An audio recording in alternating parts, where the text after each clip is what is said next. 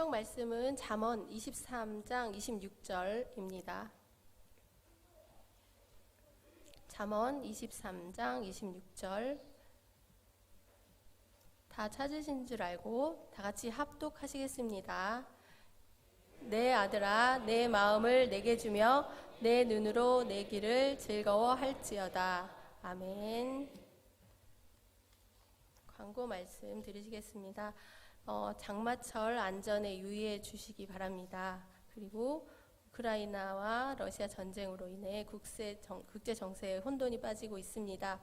이를 위해서 기도해 주시기 바랍니다. 그리고 지난 코로나 통제로 인해 한국교회 주일학교가 아직도 회복되지 못하고 있습니다. 주일학교가 정상화될 수 있도록 절실히 기도가 요구될 때입니다. 다 같이 기도해 주시기 바랍니다. 나머지 광고는 주보를 참고해 주시기 바랍니다. 이영선 목사님께서 내 마음을 내게 주며 라는 말씀으로 말씀을 전하실 때 많은 은혜 되시기 바랍니다.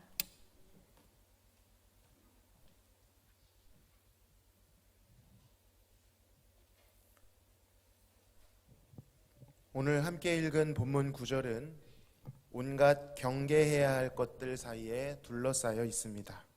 사실 그 범위가 더 넓지만 오늘 본문 구절이 속해 있는 23장만 보아도 충분히 방대합니다. 그 내용을 간단하게 요약해서 소개해드리겠습니다. 먼저 경계할 것은 높은 관직에 있는 관원의 초대를 받아 함께 음식을 먹게 되었을 때입니다. 그때를 주의하라라고 교훈합니다. 권력자와 겸상했다는 사실, 그가 베푼 진수성찬에 취하지 말라는 것입니다.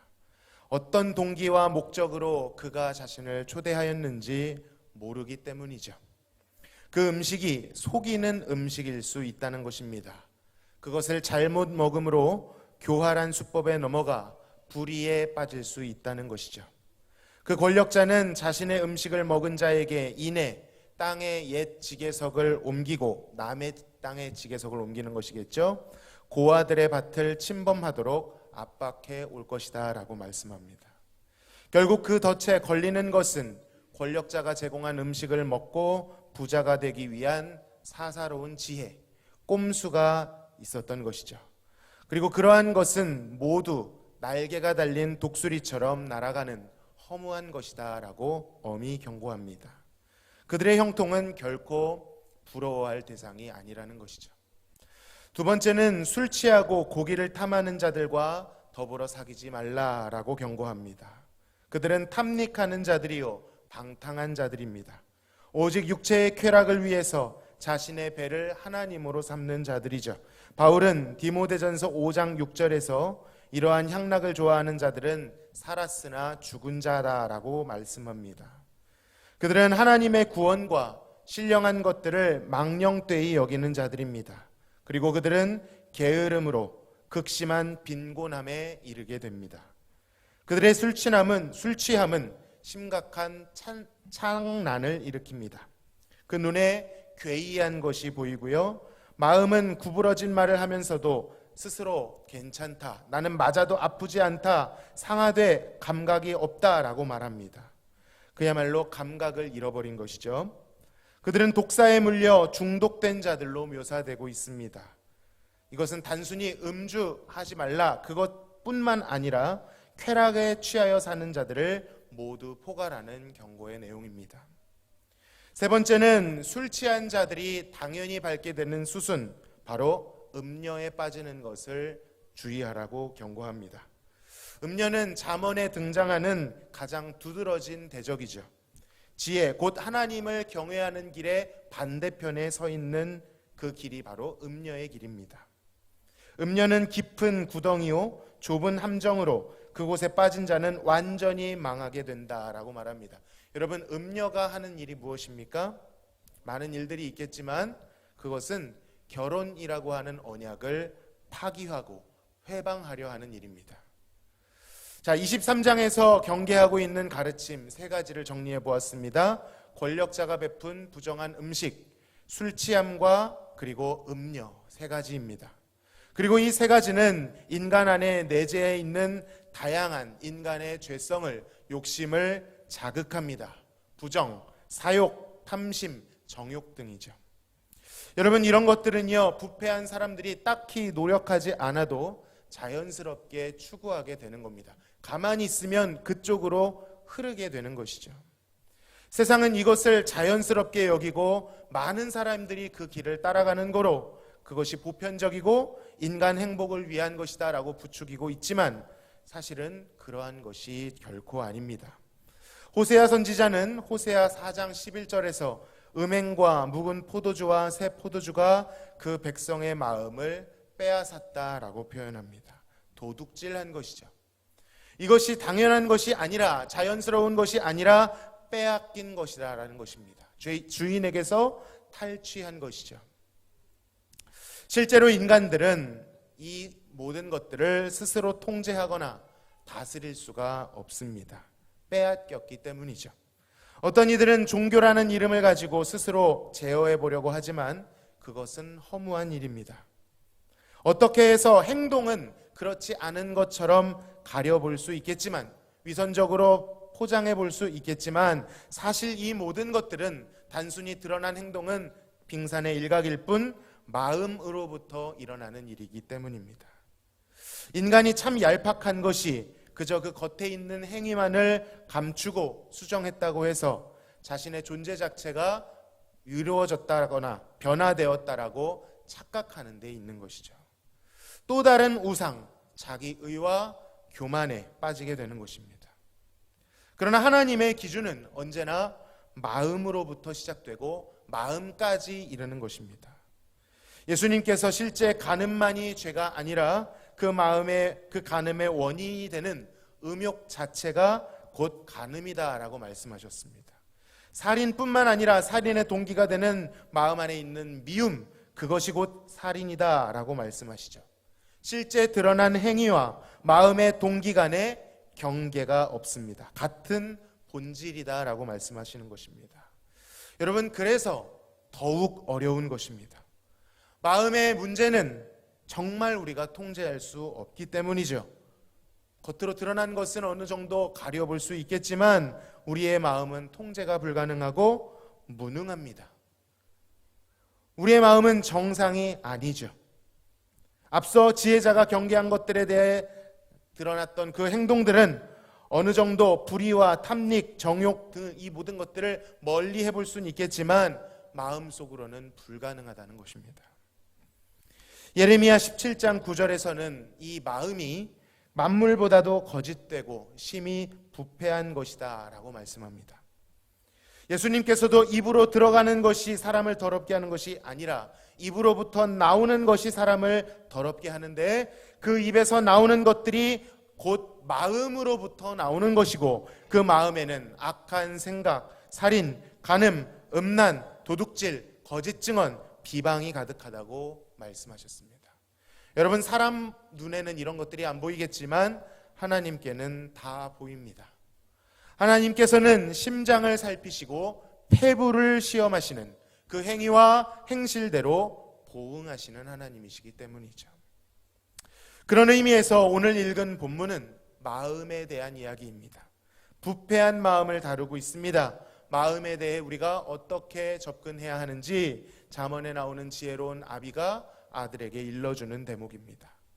자, 그 방향성에 대해 우리가 한번 읽어보겠습니다. 한 구절이죠. 같이 한번 읽습니다. 내 아들아, 주며 내 눈으로 내 길을 즐거워할지어다. 아멘. 이것이 23장 중간중간에 나오는 아버지 혹은 신앙의 부모의 가르침입니다. 물론 1차적으로는 신앙적 부모의 말을 잘 청종하고 그 말에 순종할 것을 의미하겠지만, 이 잠언에서 항상 아버지의 가르침은 음녀의 길로부터 피할 수 있는 유일한 대안, 즉 여호와 하나님의 훈계인 것이죠. 자, 음녀의 길에 빠지지 않기 위해서는 어떻게 해야 된다고 말씀하십니까? 그 마음을 아버지에게 주어야 합니다. 네 마음을 나에게 주며 여호와께 그 마음을 드려야 하는 것이죠. 물론 음녀의 길을 피해보는 우리의 노력으로 피해보는 노력도 필요하지 않은 것은 아닙니다. 반드시 그것도 필요하죠. 그러나 궁극적으로 음녀의 길을 이길 수 있는 적극적인 방법, 그것은 마음을 여호와께 드리는 것입니다. 여러분, 복음은 그저 우리의 겉모습을 어느 정도 교정하고 흉내낼 수 있는 정도의 교정이 아닙니다. 복음은 부패한 가장 깊숙한 곳에 있는 우리의 마음, 가장 깊은 곳에 있는 본질을 바꾸는 역사인 줄로 믿습니다. 자, 그렇다면 마음이라는 것은 무엇이냐라는 것이죠. 잠언 4장 23절에서는 마음이 생명의 원천이라고 했습니다.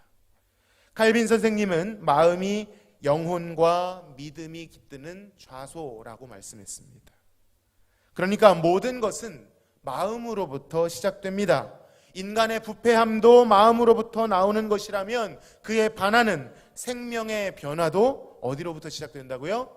마음의 변화로부터 시작되는 것이죠. 가장 깊은 곳에 있는 것입니다. 로마서 12장 2절에서 바울은 너희는 이 세대를 본받지 말고 오직 무엇을요? 마음을 새롭게 함으로 변화를 받아 하나님의 선하시고 기뻐하시고 온전하신 뜻이 무엇인지 분별하라라고 말씀합니다. 마음의 변화가 어디로 흐르는 것이죠? 하나님의 뜻을 분별할 수 있는, 그리고 그것을 행할 수 있는 자리까지 이어져 있는 것입니다. 여호와께서는 이스라엘에게 할례의 아주 중요한 징표로서 할례를 주셨습니다. 언약 백성이라는 징표였죠.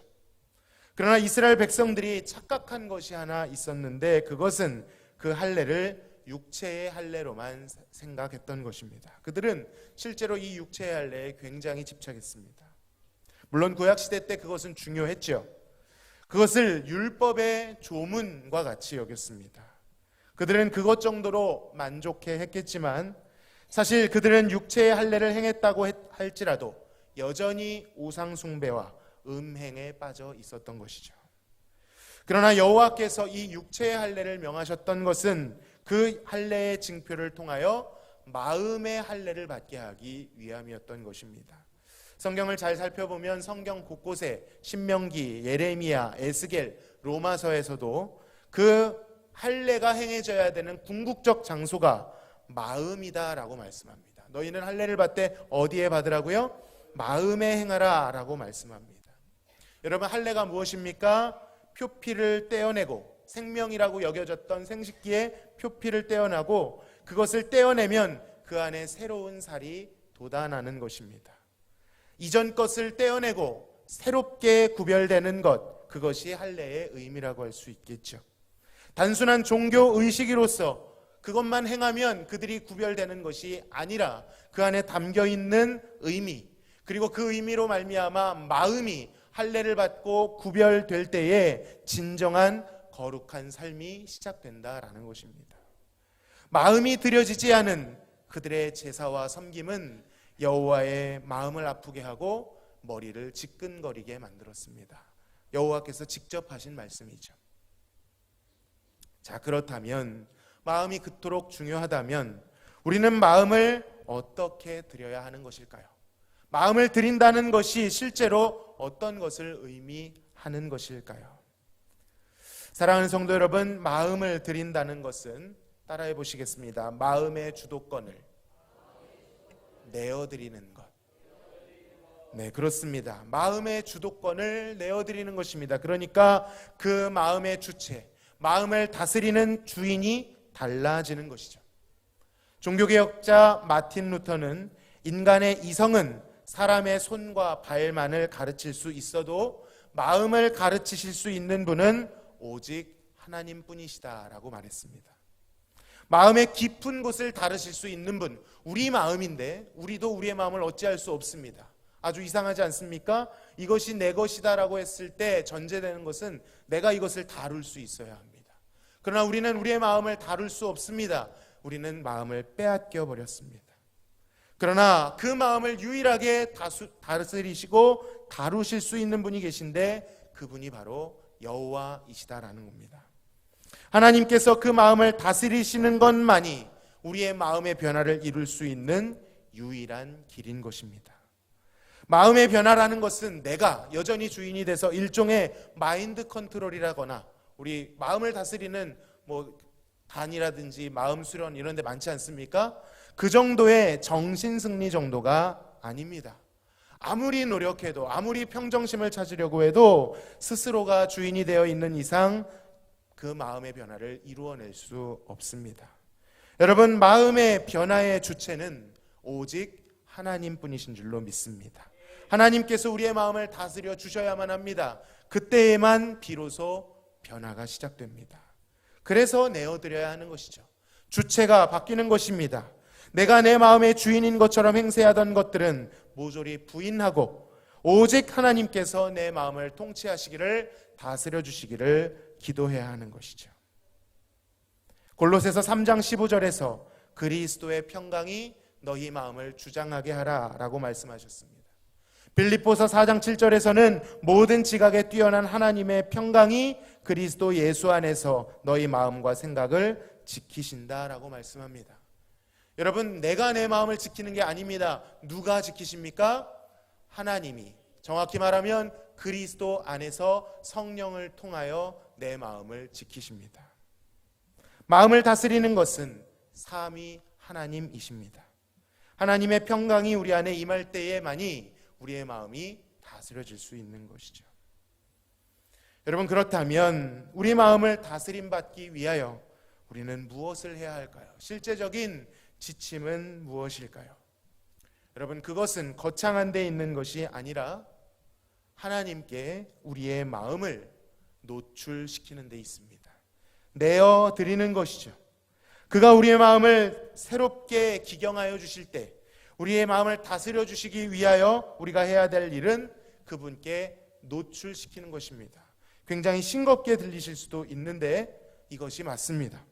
하나님께 마음을 노출시킨다는 것은 결국 무엇이죠? 하나님 말씀에 노출되는 것입니다. 하나님의 말씀이 들리는 곳에 마음을 열어 자리해야 된다는 것이죠.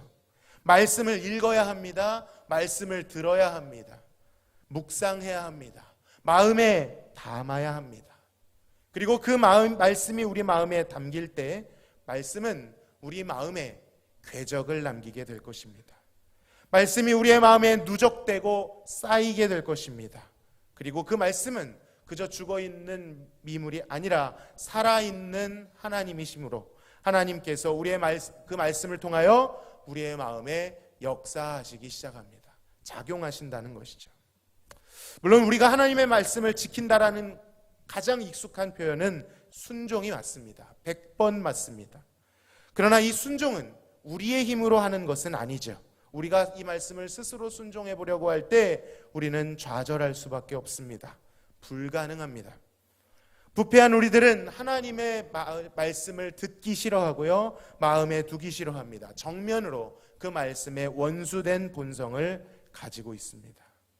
그런데 이 지키다라고 하는 말의 원어는 헬라어로는 테레오라고 합니다.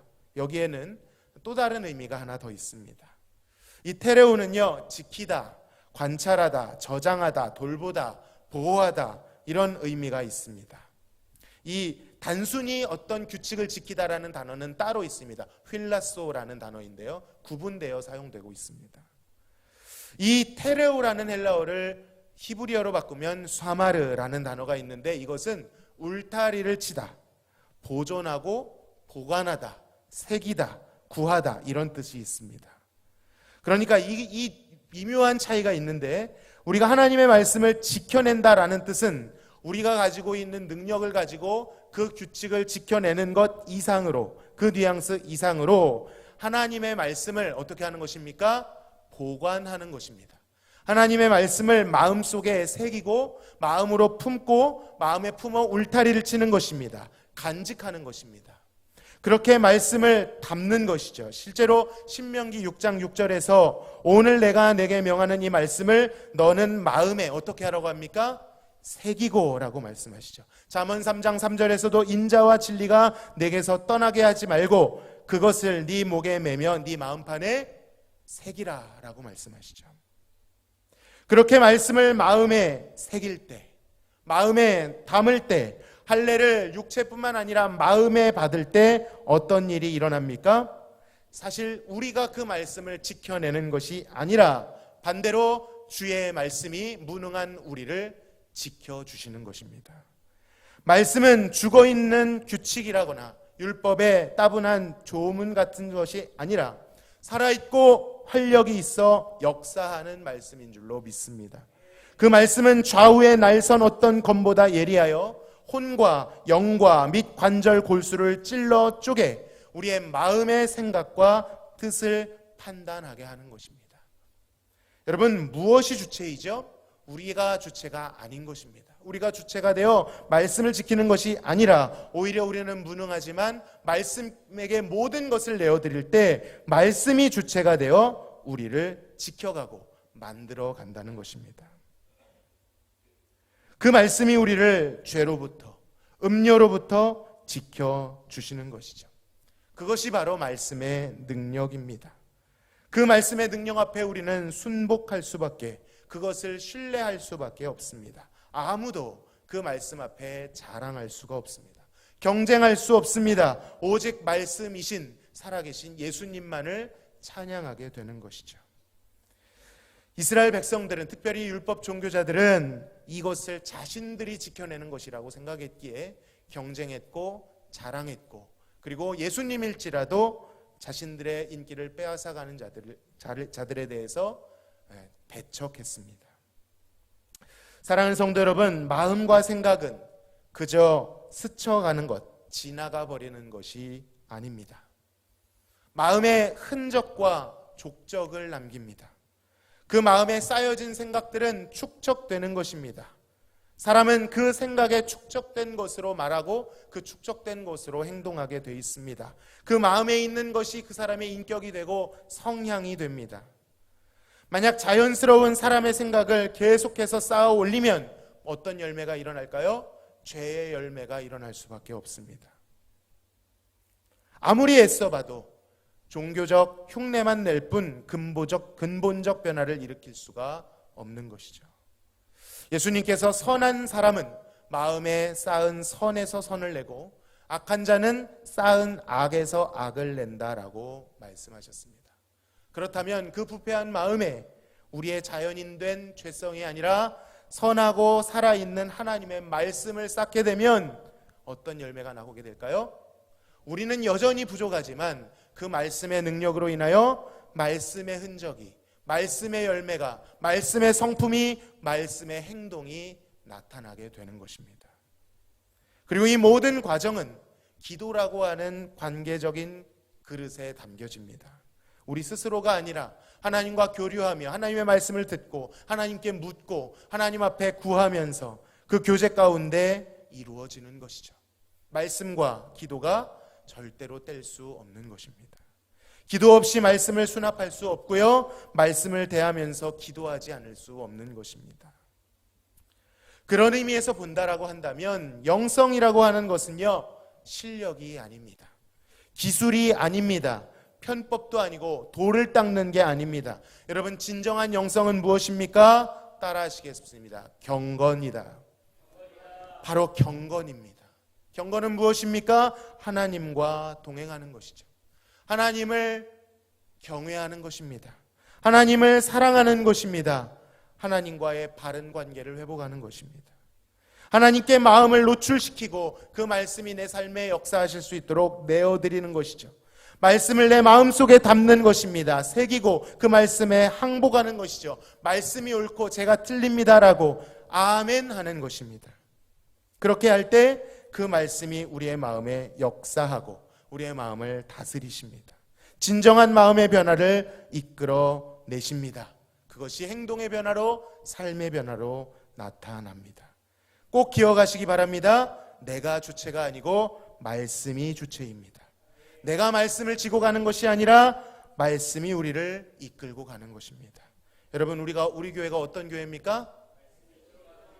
아멘입니다. 영구 표어죠. 말씀이 이끌어 가시는 교회입니다. 지속적으로 하나님과 교통하며 거룩한 생각으로 그 마음을 채우는 성도만이 말씀의 인도하심을 받을 수 있습니다. 내어올 것이 많은 가득한 마음의 창고를 가질 수 있습니다. 마치 끊임없이 솟아나는 샘처럼 물이 흘러나오는 것이죠. 반대로 마음에 말씀이 담기지 않은 상태에서 신앙생활을 하고자 하는 것은 마치 마른 우물에서 물을 퍼내는 것과 같습니다. 여러분, 이 펌프질 해보셨나요? 물이 없는 펌프질을 해보면 어떤 소리가 납니까? 요란한 끼잉끼잉 소리가 나죠. 그저 신앙생활을 부자연스럽게 흉내내게 됩니다. 말씀이라고 하는 마중물을 부어야만 그곳에서 물이 나오는 것이죠. 오늘 본문 후반부에서는 네 눈으로 내 길을 즐거워할지어다 라고 말씀하십니다. 여러분, 마음을 내어드리는 것은 반드시 그 길을 즐거워하는 것과 함께 가게 되어 있습니다. 하나님께 마음을 내어드림을 통해 하나님은 원수되었던 우리를 하나님을 즐거워할 수 있는 존재로, 하나님을 사랑할 수 있는 자녀로 만들어 주신다는 것이죠. 죄와 싸우는 것, 그것은 근근히 낑낑대며 행하는 것이 아닙니다. 그저 소극적으로 부정함만을 피하는 정도에서 그치는 것이 아닙니다. 물론 그런 실제적인 행동들도 필요합니다. 그러나 궁극적인 본질은 그렇게 소극적인 것이 아니라 매우 적극적인 것입니다. 죄를 미워하려고 노력하기보다 하나님을 적극적으로 사랑하게 될 때, 하나님에 대한 기쁨을 회복하게 될 때, 그를 사랑하게 될 때 우리의 마음에 죄에 대한 전투력이, 죄를 미워하는 마음이 하나님의 그 분별력으로 죄를 가증스럽게 볼 수 있는 힘이 공급되는 것이죠. 진정으로 하나님 뜻대로 살고 싶은 소원이 일어나게 될 때 죄를 미워하는 열정이 일어나는 것입니다. 사랑하는 성도 여러분, 그러므로 아버지 하나님께 마음을 드리시기를 바랍니다. 음녀는 우리가 그리스도와 결혼한 거로 질투하여 우리를 그 결혼에서 자꾸 멀어지도록 유혹할 것입니다. 이전에는 우리가 음녀의 길에 빠져 죽게 되었지만 그러나 이제는 아닙니다. 예수 그리스도의 그 보혈로 정결케 된 우리는 전혀 다른 피조물이 되었습니다. 새로운 피조물이 되었습니다. 그래서 그 결혼으로부터, 예수 그리스도의 그 사랑으로부터 그 무엇도 끊어낼 수 없는 줄로 믿습니다. 죄는 우리를 성가시게 하고 귀찮게 할 때가 있지만 이 믿음으로 우리의 마음을 우리의 신랑이신 예수님께 날마다 드릴 때, 말씀이신 예수님께서 우리의 마음을 다스리도록 내어드릴 때 우리는 절대로 잠시 실족할 수 있으나 절대로 그 결혼으로부터 끊어지지 아니할 줄로 믿습니다. 그 사랑을 믿으시고 마음을 드리기를 간절히 소망합니다. 말씀이 선포되는 자리에, 기도의 자리에 나아가셔서 마음속에 하나님의 말씀을, 하나님과의 관계성을 차곡차곡 쌓으시기를 바랍니다. 바로 그곳에서 진정한 마음의 변화와 우리의 삶의 회복이 시작될 줄로 믿습니다. 그렇게 새로운 피조물로서의 삶이 사라질 때에 우리의 지경을 넘어가게 되면서 가족과 우리의 직장과 지역과 열방까지 그 모든 지혜의 영향력을 끼치게 될 줄로 믿습니다. 이번 한 주도 주님께 마음을 드리시는 예배와 삶으로 승리하시기를 간절히 기도합니다.